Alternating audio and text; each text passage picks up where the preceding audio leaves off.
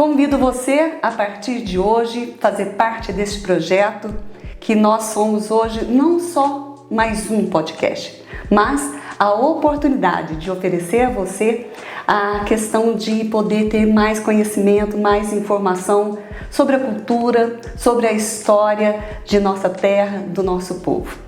E hoje nós temos o privilégio e o prazer de começar a nossa programação, que a gente vai estar sempre aqui todas as semanas, uma vez por semana, levando para você a informação. Nós temos o prazer de receber uma pessoa que com certeza você já ouviu falar, que com certeza você conhece. Ele que já foi engraxate, já foi balconista, vendedor de laranja, ele que é filho de imigrante libanês, filho de ferroviário, ele que tem um currículo extenso, ator, roteirista, cineasta, diretor e também cronista. Tenho o prazer de levar para vocês hoje um bate-papo descontraído com ele, Brás Chediak. E eu convido Brás a conversar com a gente para falar desse currículo extenso e saber de você, Brás, o que você já fez além de tudo isso, além, claro, de ser pai, avô e protagonistas de ações sociais na nossa cidade. O que mais você já fez que eu não falei nesse currículo? Um prazer ter com a gente, você aqui com a gente. Prazer é meu, prazer falar com todos vocês. Bom, faltou falar que eu sou um tricordiano que nasci na Rua da Cutia e isso para mim é muito importante, eu me sinto muito honrado. Passei minha infância, meu curso primário morando aqui na Cutia e depois saí de Três Corações para seguir minha vida e participei dessas coisas que a Elisamara falou com muita gentileza. Também tive um momento de política, né, que não como político, que eu não sou político, mas eu fui secretário do Juscelino Kubitschek, que era senador da República, então já tinha sido presidente. E dali comecei a minha carreira artística. Essa foi o start, começou aqui, na Rua da Cutia. Pois é, tricordiano, né? E eu falei que nós somos patrícios, né? E filhos de imigrantes libanês. Uma história com certeza aí vasta de informação que faz com que a gente da nossa terra tenha esse prazer de resgatar a história e a cultura da nossa cidade. E o Brás é um exemplo formidável. Por isso que eu perguntei o que mais ele fez além de tudo isso. Foi bancário, trabalhou com o Juscelino, foi ator e hoje é cronista, né? Sim. Mas e hoje? O que o Brás faz aos 81 anos de idade? 82. 82 já. 82. Olha, hoje eu continuo escrevendo, escrevo uma crônica quase que diariamente, dependendo da vontade. Estou reescrevendo um romance que eu já publiquei, um romance policial, e depois de publicado foi bem, enfim. E agora já com a idade, eu fui reler esse romance e eu achei que tem muita coisa que eu posso reescrever. Então eu estou reescrevendo esse romance, é um romance policial na linha dos romances americanos dos anos 30, 40, que era o chamado Black Mask, né, o Pulp Fiction. E isso tem me tomado tempo. E afora disso, eu curto meu neto, que é o mais importante que eu fiz na vida. Tempo esse que acorda cedo, né? Porque muitas vezes eu já vi você dizer que lá para as 4, 5 horas da manhã já levanta fazendo seu cafezinho no filtro de café de pano, abrindo a janela, ouvindo o som dos passarinhos e daí nascem as crônicas. Tempo, hoje, então você tem que ser, acordar 4 horas da manhã, né? Eu acordo cedo, hoje eu acordei às 3. E a minha rotina é a seguinte: eu acordo muito cedo, não é porque eu queira, é porque eu tenho insônia, né? Então eu durmo tarde e acordo cedo, sempre foi assim. Esse é o resultado da boemia. E hoje eu acordo, eu faço exercício físico todos os dias, eu faço uns 40 minutos de exercício com halteres, com peso, desde que teve a pandemia. Faço uma esteira, antes eu caminhava. Hoje eu não caminho mais porque as nossas ruas estão esburacadas, As nossas ruas têm aquelas grades que colocam para a garagem, a gente tropeça e o idoso não pode tropeçar. E no bairro que eu moro, Santa Teresa, que é um bairro maravilhoso, eu gosto muito de Santa Teresa, mas tem muita gente que coloca uma lixeira pendurada na grade e você bate com a cabeça. Então, se eu olho para o chão, bato com a cabeça na lixeira. Se eu olho para frente, eu tropeço. Dificulta muito. Eu comprei uma esteira elétrica que está no meu quarto e eu faço a minha caminhada no meu quarto. Enquanto isso, eu assisto algum programa de filosofia, ou um debate filosófico no YouTube e começa assim meu dia. Depois desses exercícios todos, eu faço meu café. Eu tomo um copo grande de café puro, sem açúcar, sem nada, para me dar uma energia, como ovo mexido, aquelas coisas. E aí eu começo a escrever ou estruturar alguma coisa que eu quero fazer. Reflito muito sobre a vida, procuro entender melhor o ser humano. E assim eu vou durante o dia todo. Até à noite, quando eu ligo a televisão à noite, é que eu vejo um jornal, que é da TV Cultura, um debate jornalístico, e ali eu encerro. Leio um pouco e durmo. É muita rotina. É uma rotina, principalmente quando você diz que faz as suas crônicas, mesmo que sejam novidades do dia, naquele instante, mas você resgata muito a sua história através das crônicas, né? Você meio que volta também ao passado, claro, um passado, né, rico aí de cultura. Falando nisso, eu queria que você pudesse falar desse seu passado, dessa sua história, mas como pai e também como um avô aí, né, coruja, que faz parte, né, claro, da sua vida. Então, meu passado é esse. Eu tive essa minha história aqui em Três Corações, depois estive no Rio, estive na Europa, estudei em Três Pontas, eu fui colega de coral do Wagner Ortiz e Milton Nascimento, já só. Só que eu não aprendi nada de música, eles aprenderam. Você foi ator, né? Porque as pessoas te conhecem como cineasta, diretor, você chegou a ser ator também. Eu trabalhei num filme como ator, e em 2 peças, aí é que eu ganhei uma bolsa de estudo para fazer teatro ou cinema na Europa, fui e fiz um curso de cinema. Quando eu voltei para o Brasil, eu me dediquei à direção. Depois eu fiz um filme como ator e eu achei que eu estou péssimo, eu não desenvolvi o meu estudo, eu fiquei um canastrão, fiquei muito ruim. Aí eu prometi que nunca mais eu trabalho como ator. Não. Não? Não.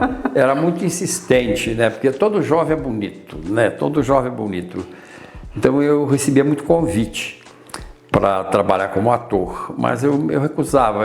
Aliás, eu tinha até um ator que eu indicava no meu lugar. Ah, põe um fulano de tal, põe um ciclano.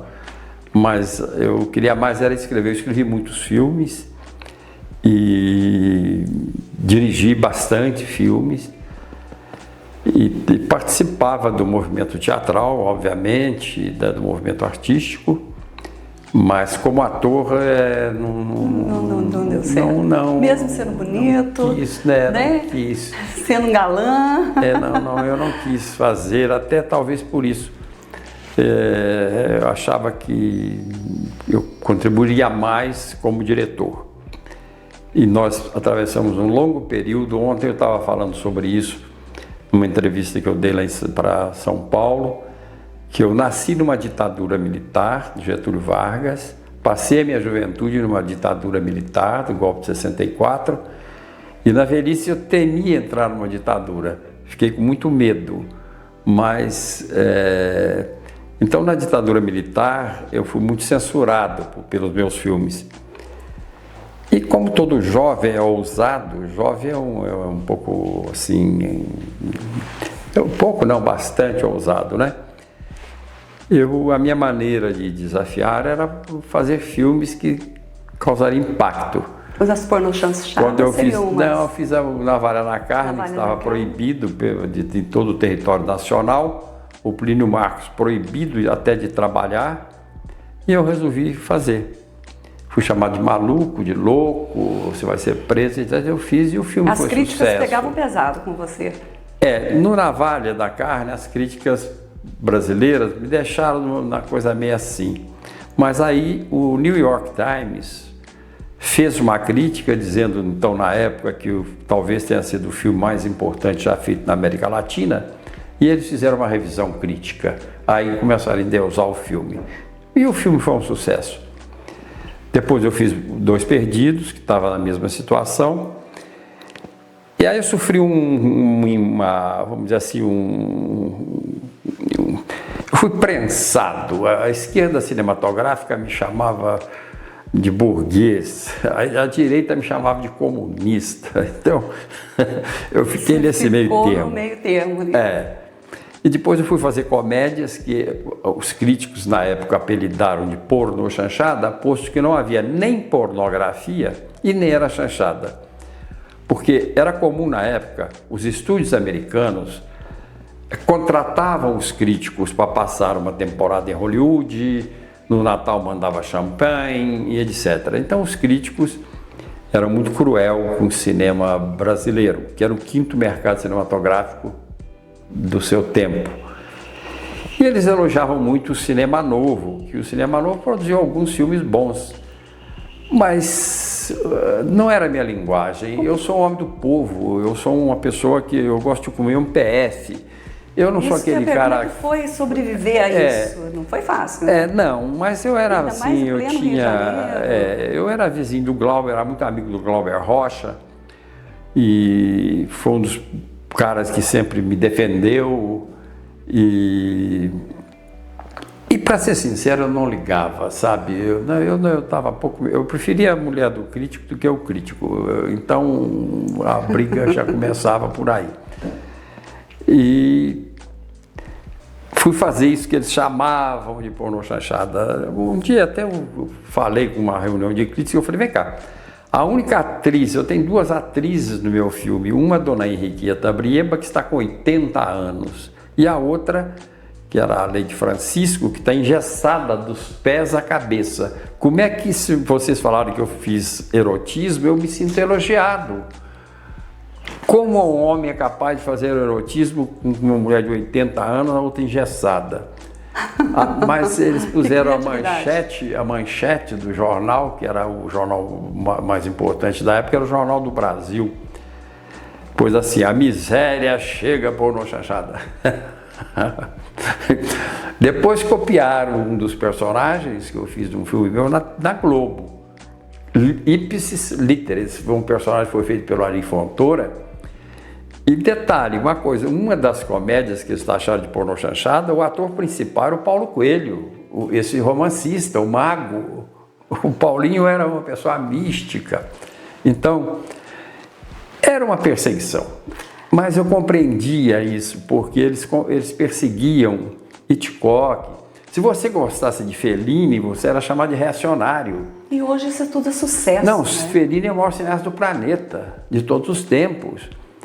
Meus filmes, esses dias meu filho me ligou, ele foi ver um dos filmes que eu fiz no CBB, Centro Cultural Banco do Brasil, e ele disse, pai, o filme estava lotado, cinema lotado, eles aplaudiram em cena aberta. Você vê. Aí eu digo, na época eles falaram que era ruim, que era uma porcaria, né? E a juventude hoje, ela é mais aberta, né? Eu queria chegar nesse ponto. Primeiro, falar do seu filho Yasser, né? Yassir. Músico, né? Musicista, né? Tocador de viola excepcional, que herdou, né, esse sangue artístico seu. E agora você com o vô, né, que tem o Matheus, né? Matheus tem 8 anos. A sua relação com o Yassir? É boa a minha relação com meu filho. Minha relação com ele como pai e filho, né? A gente de vez em quando tem umas brigas. Artística, por exemplo, também? Não, eu procuro não opinar. Porque o Yassir começou fazendo violão clássico. Ele já estava fazendo apresentações como violonista clássico. De repente ele mudou para viola caipira. Quando ele me comunicou isso, eu levei um susto. Mas eu fiquei quieto, falei, o que você quer, então faça. Sucesso total, né? Ele foi agora, há uns 3 anos atrás, houve aquela eleição melhor violeiro de São Paulo, ele foi o vencedor. Ele toca bem. E Ele, independente disso, ele tem empresa dele, ele e a esposa dele, que é empresária, né?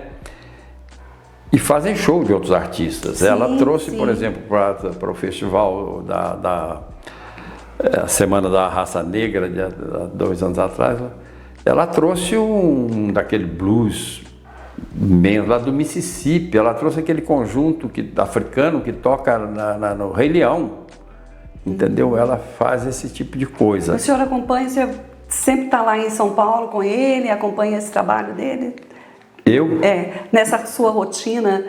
Não. Olha, para ser sincero, há muitos anos eu nunca fui a um show. Eu só fui a um show do Chico Buarque, porque... Foi show do Yasser, não foi nenhum show dele? É um só que eu fui dele. Você não me conta?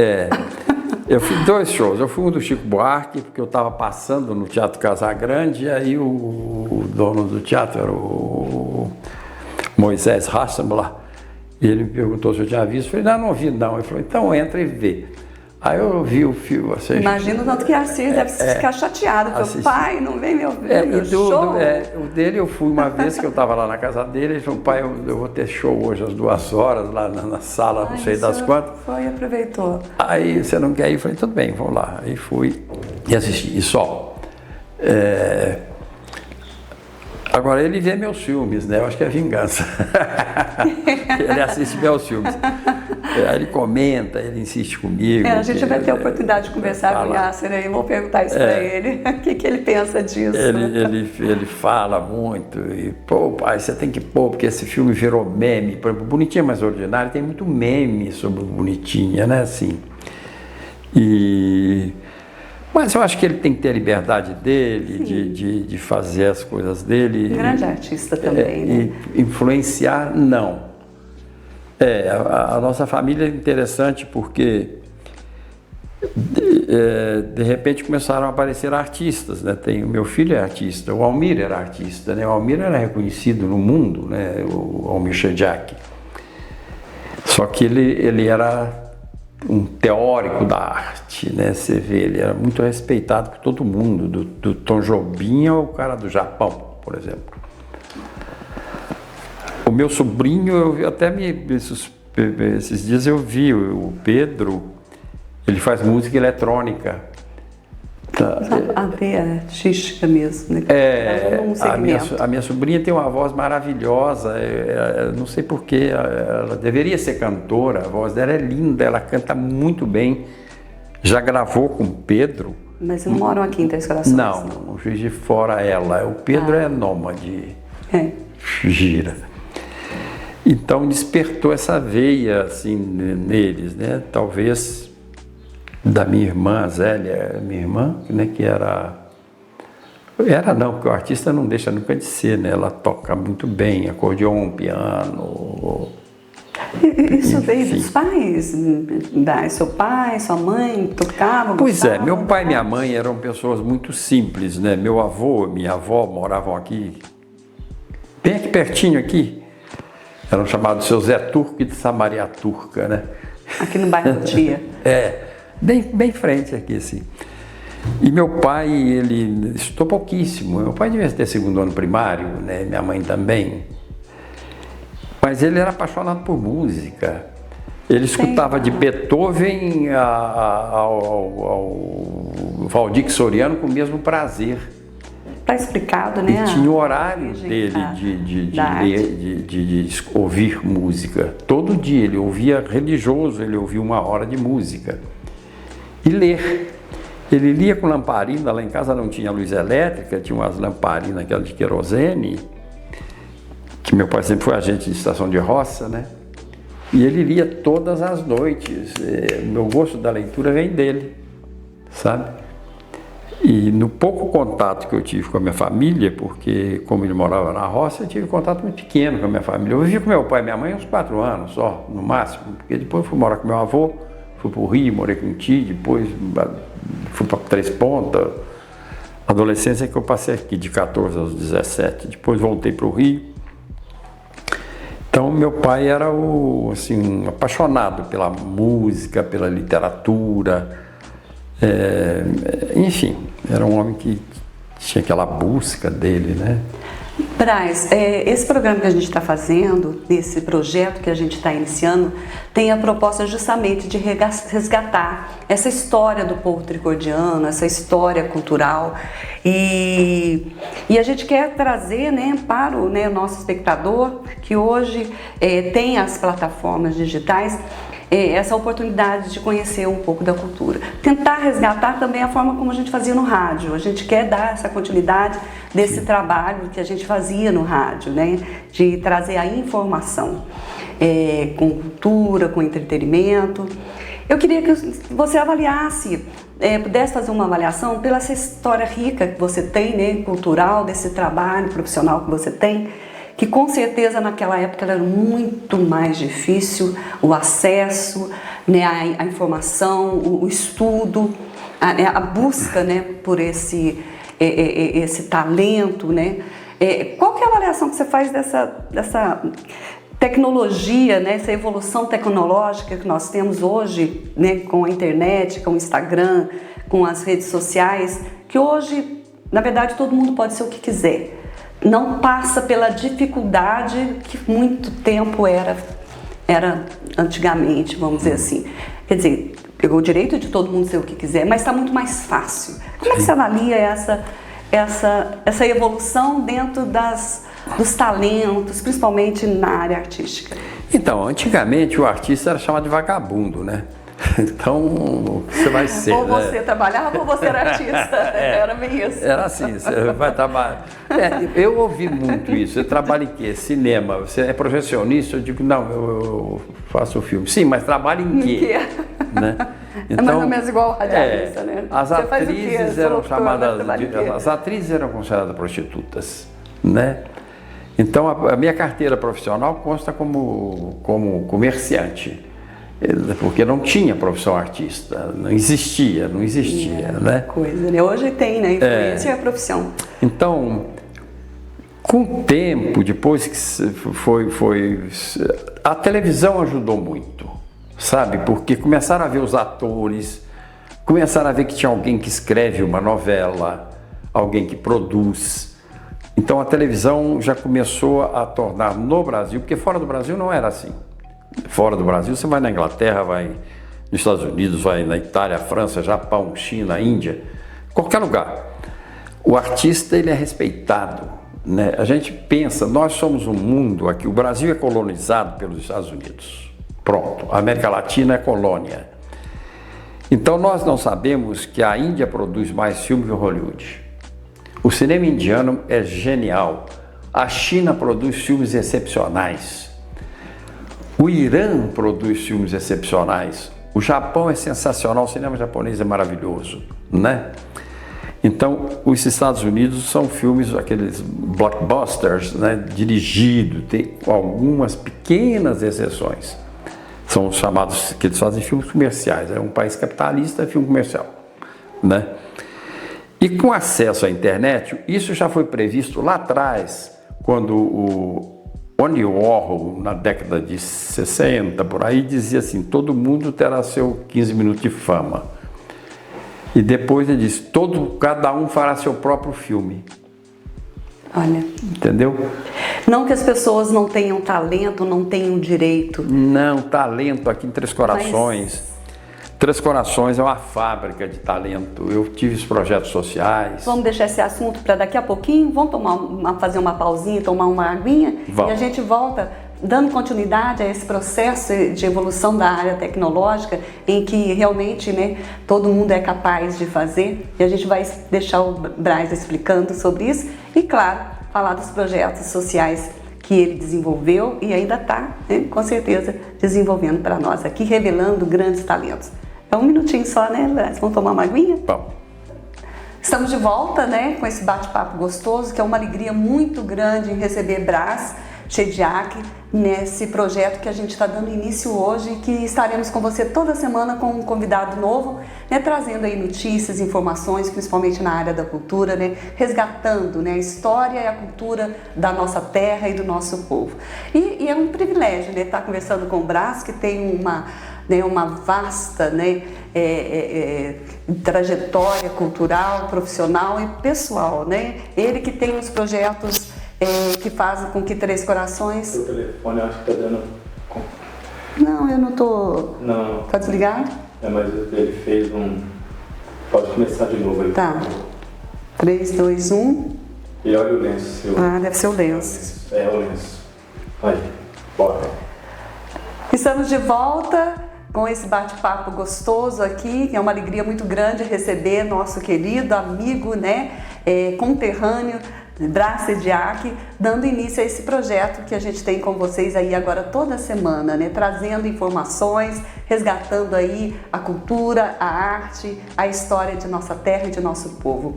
Brás Sediak, como todo mundo conhece, e ele falou, você viu, tem uma vasta, né, história profissional, né, um currículo exemplar, né, que realmente a gente fica muito feliz em poder conhecer e poder conversar com ele, trazendo essas informações para você que gosta de cultura. E claro, Três Corações tem o privilégio de tê-lo, né, como um protagonista de realização de projetos sociais que revelaram, né, e revelam ainda grandes talentos.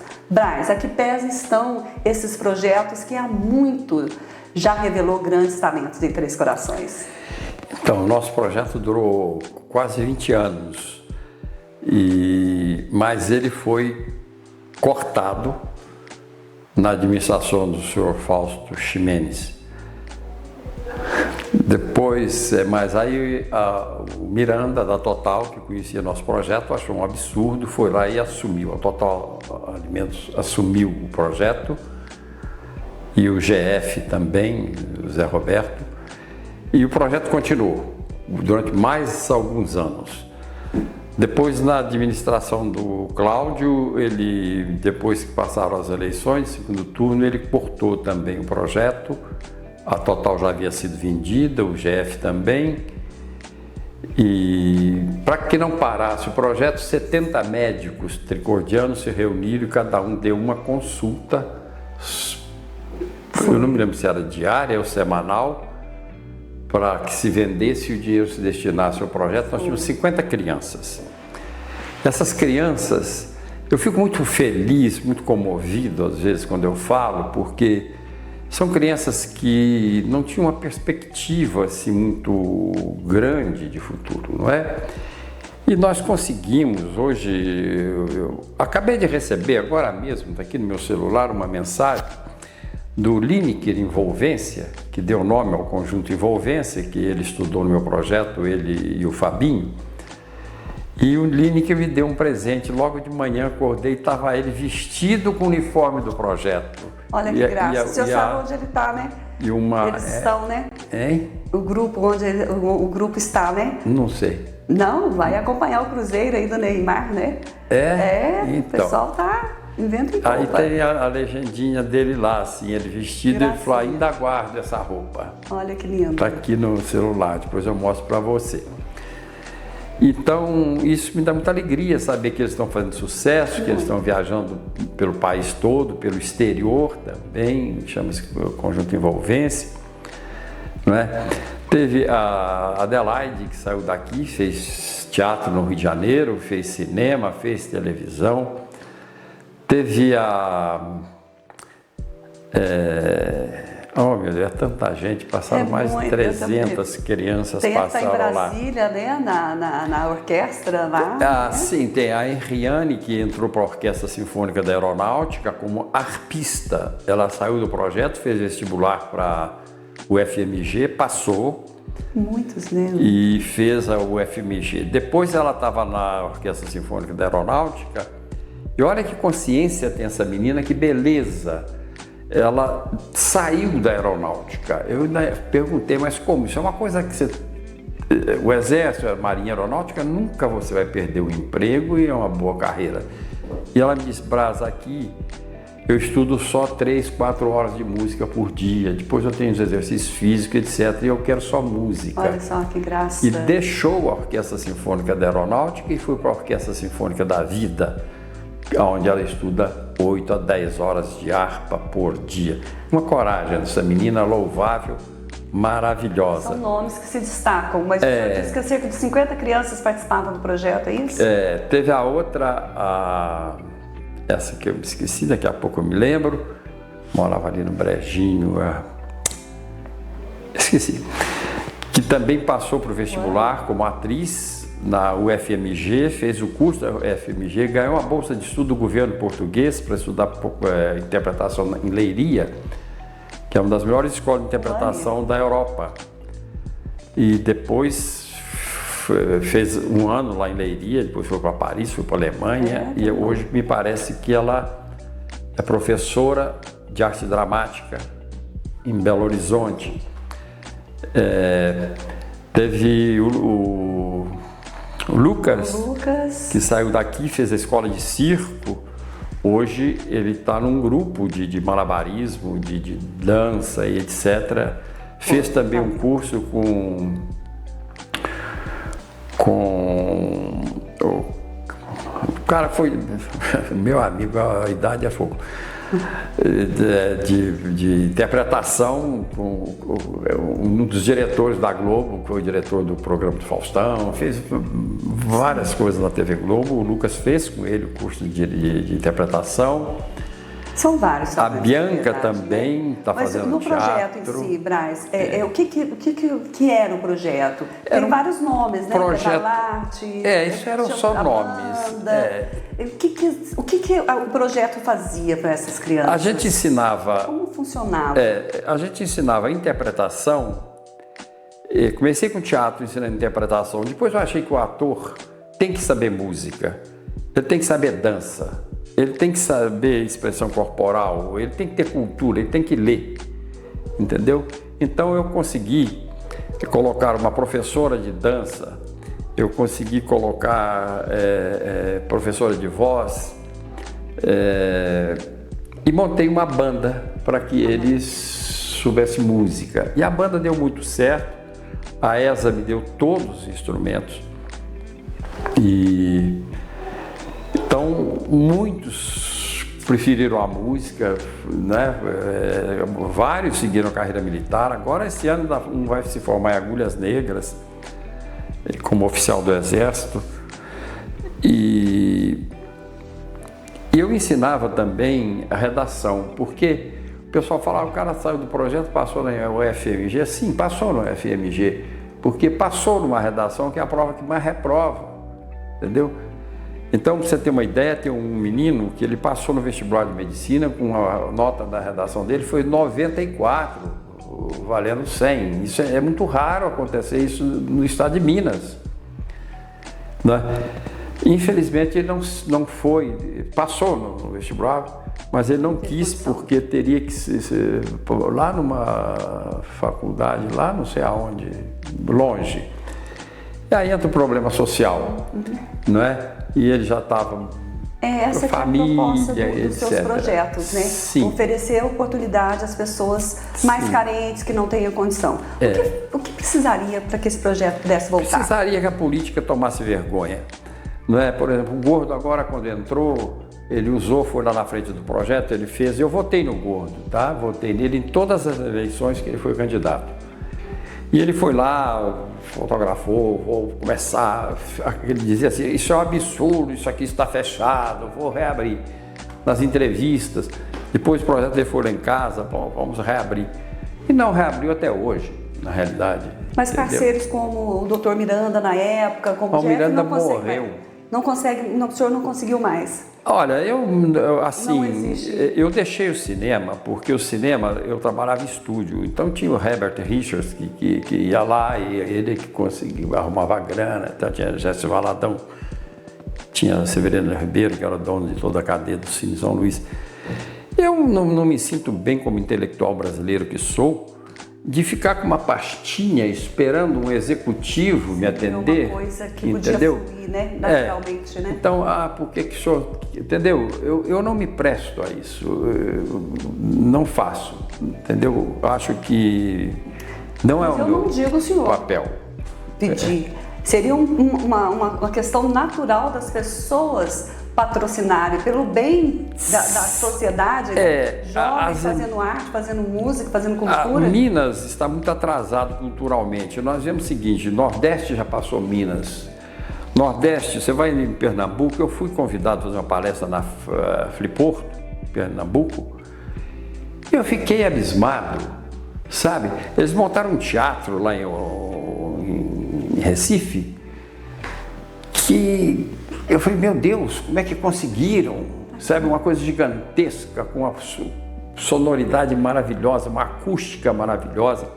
Tinha escritores do mundo inteiro, escritores de Portugal, escritores americanos, do Japão, de todo o mundo estava ali, tá? E os brasileiros, obviamente. Então, Paraty, que é uma cidade pequena, vive de turismo, tem a Fliporto, que traz escritores do mundo inteiro. Tem um prefeito, eu não vou citar nome por delicadeza, mas é um idiota, que chegou para mim e falou, Brasil, eu queria montar uma flip aqui. Eu falei, você sabe o que é flip? Não, flip é negócio de livro. Eu falei, não, não é negócio de livro, chama Festival Literário Internacional de Paraty. Isso custa milhões. Ele falou, não, mas monta uma flipinha, ele falou para mim, sabe? Uma flipinha. Eu falei, companheiro, eu não faço o mal feito, entendeu? Se me convidarem, não, a gente vai quebrando o galho. Não, eu não quebro o galho, eu sou profissional, é uma coisa importante você fazer bem feito. Se meu projeto eu fizesse mal feito, as crianças não iriam para lugar nenhum. Com certeza. Em relação a esses projetos de incentivo à cultura, a lei Paulo Gustavo, isso não permitiria, daria essa oportunidade? Permite, mas é assim, é o que eu digo para você. Como funciona aqui em Três Corações esse processo? O senhor acredita que funciona? Eu não sei o que se chama de funciona, por exemplo, eu sei que aqui, por exemplo, esse negócio que chamaram para eu fazer aqui, que foi o cara que chamou, não vou citar por delicadeza, ele falou, olha, eu tenho uma grana, 3.500. Você sabe, eu falei, meu companheiro... Como é que você vai bancar uma banda, entende? né, um eu vou fazer mal feito? 3.500 por mês, né? Eu vou fazer isso mal feito? Não. Você vê minhas crônicas, por exemplo, eu escrevo crônica. Acabei de falar, eu acho que eu nem falei quando estava gravando. Eu escrevi um romance, publiquei. O romance eu publiquei para uma editora excelente na época, que era ligada à Rede Globo, chamada Mirabolante. Então, lançou, maravilha. Foi bem recebido, ótimo. Eu fui reler o romance agora, depois passou bastante tempo. Eu reli, eu falei, caramba, tem coisas que não estão boas. Eu vou reescrever, eu estou trabalhando esse romance para publicar daqui a 1 ano, se eu conseguir trabalhar do jeito que eu quero, entendeu? Então, as minhas crônicas, às vezes eu escrevo a mesma crônica 10 vezes, sabe, assim, vou ali, vou aqui. Cuidado, né? Lógico, às vezes eu, depois que tá lá, já faz uma semana, eu falo, caramba, escrevi a mesma palavra 2 vezes num parágrafo, então eu vou cortar uma palavra. A cortina de sangue, né? Cortina de sangue. Então, fazer mal feito, entende? Assim... Você acha que precisaria mudar em Três Corações para que projetos iguais aos seus e que a cultura realmente em Três Corações pudesse... A política. O senhor falou de teatro. Há quantos anos eu ouço falar que Três Corações precisaria de um teatro? Não sei se o senhor lembra do meu tio Inácio, do tio Jorge. Inácio, claro. O tio Jorge era um ator. Então ela brincam até que fala que poderia colocar até o nome dele. Cara, eu já tenho 50 e tantos anos e nunca ouvi falar alguém ter essa coragem. Eu tive o maior respeito. Isso é política. O Jorge Resque, quando eu fui fazer Bonitinha Mas Ordinária, o filme, eu convidei para trabalhar no filme. Mas eu acho que já estava com problema de saúde, já estava com uma certa idade, né? Aí não pôde fazer.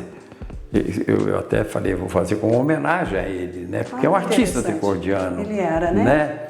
Então, falta valorizar, parar esse negócio de panelinha, o grupo de amigos, fulano toca um violão com uma beleza. O sujeito não toca violão, entendeu? O cara ali, não sei o quê. Não. Isso que eu falei, as redes sociais hoje propiciam isso, né? Que todo mundo parece que faz bem. Não que não faça, todo mundo tem a sua oportunidade, mas não valoriza essa história, esse trabalho, esse empenho, essa dedicação.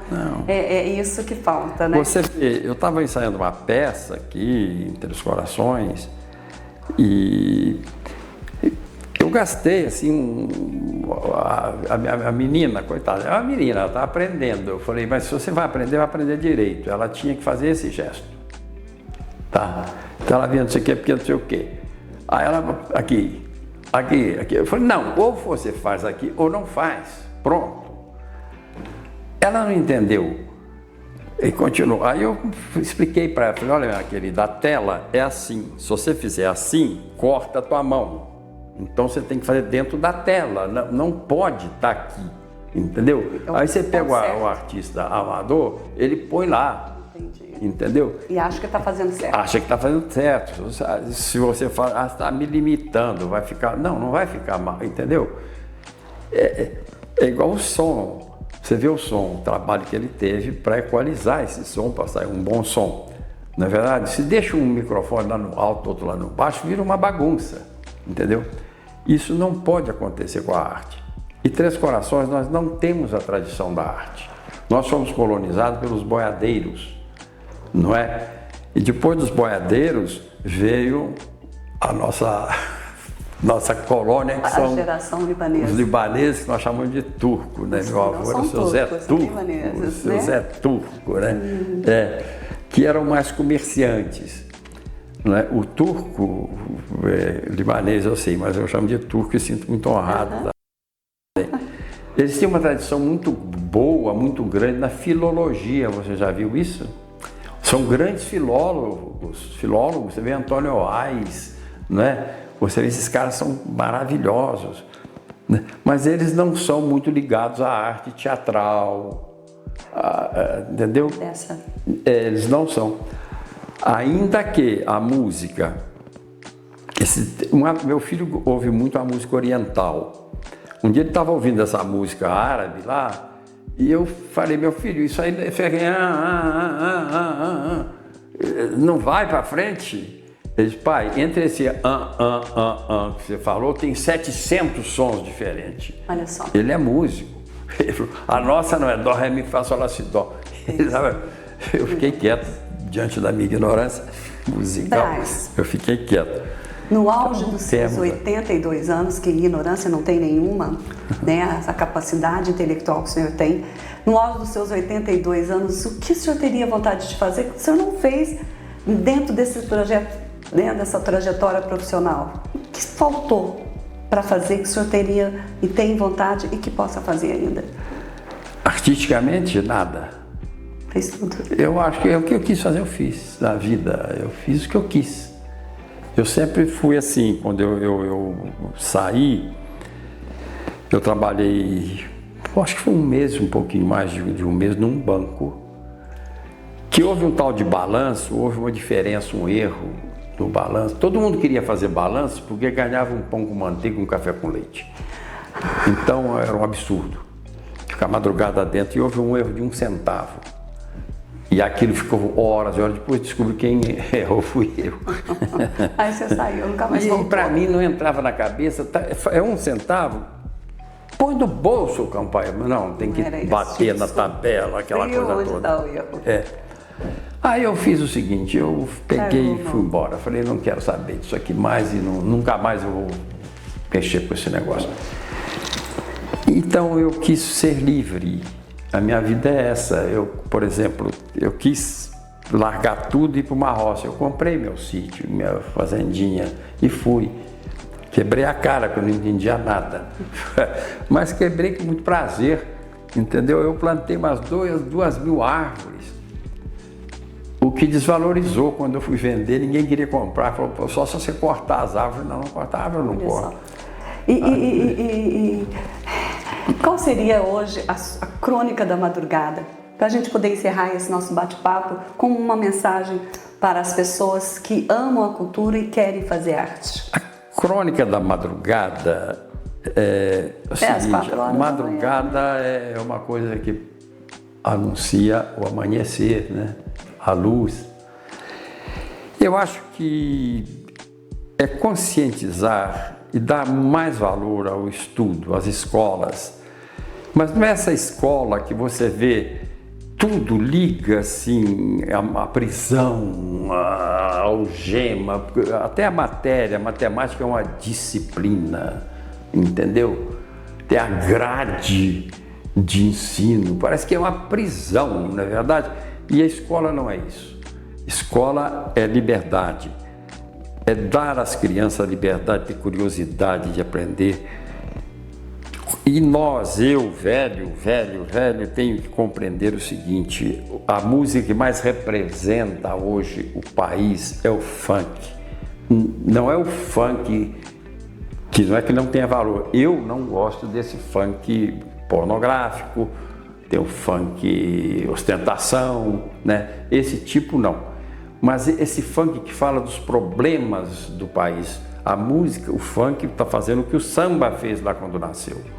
Então, deixar as crianças se manifestarem e as escolas nossas serem mais valorizadas e deixar de ter essa consciência. Você até, eu vou citar nome, desculpa, é minha amiga, a Ana Lúcia Gazola, me perdoe, Ana Lúcia, mas ela deu de presente para o Brandão aquele prédio construído no pátio. As escolas deveriam destruir os pátios, os prédios que tem no pátio, é dar mais pátio às crianças, dar mais recreio, dar mais brinquedo. Mais liberdade de expressão. Mais liberdade. Quando o Giuliani foi prefeito de Nova York, a violência caiu porque ele criou uma quadra de basquete em cada quarteirão, entendeu? Ele criou espaço, as escolas, não, destrói isso aqui, faz recreação.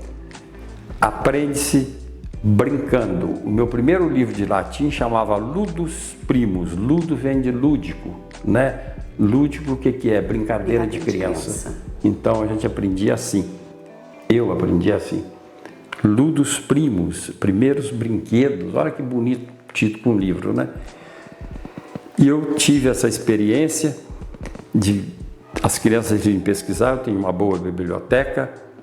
E que é outro problema que eu não sei para quem que eu vou doar. Elas chegavam lá, a matéria era José de Alencar. É muito chato o Zé de Alencar. O Zé de Alencar, para ler Zé de Alencar, é chato pra caramba. Para você ler os Sertões, você tem que ler uns 10 livros para te ensinar a ler Sertões. Se você não estudar isso para criança, entendeu? Não pode. Eu falei até com uma das professoras, mas o currículo, a grade. Da grade curricular. Então a salvação é essa, é dar. E falar, mas não pode ter as corações, não pode? Espera aí. Tem uma escola lá em